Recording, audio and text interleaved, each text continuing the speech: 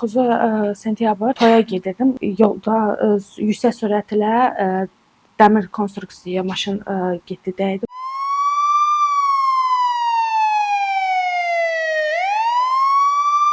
İki nəfər vəfat etdi, 3 nəfər isə hal-hazırda ağır vəziyyətdədir yenə də. İlk əməliyyatımda mil qoyuldu qılçama.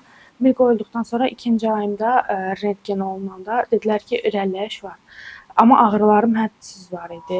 Daha sonra getdiyimdə dedilər ki, bolt qırılıb. Yəni 8 aylıq heç bir nəticə yox idi. Bütün qılça yenə olduğu kimi necə əməliyyat olmuşsa, o vəziyyətdə də davam eləyirdi. Daha sonra zaten gələndə atam dedi ki, dəyişək həkimimizi, Ələkbər həkimə gedək.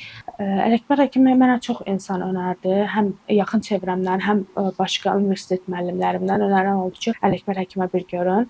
Xəstəmiz başqa klinikalarda müalicə olunubdu, əməliyyat olunubdu, intramedulyar neostiyosintez olunubdu, sümük daxili fiksasiya qoyulub.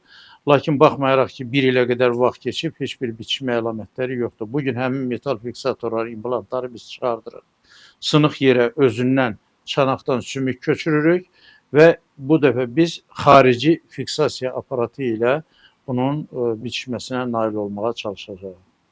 Yəni ağır bir əməliyyatdır. 3 əməliyyatı bir əməliyyatda birləşdirir.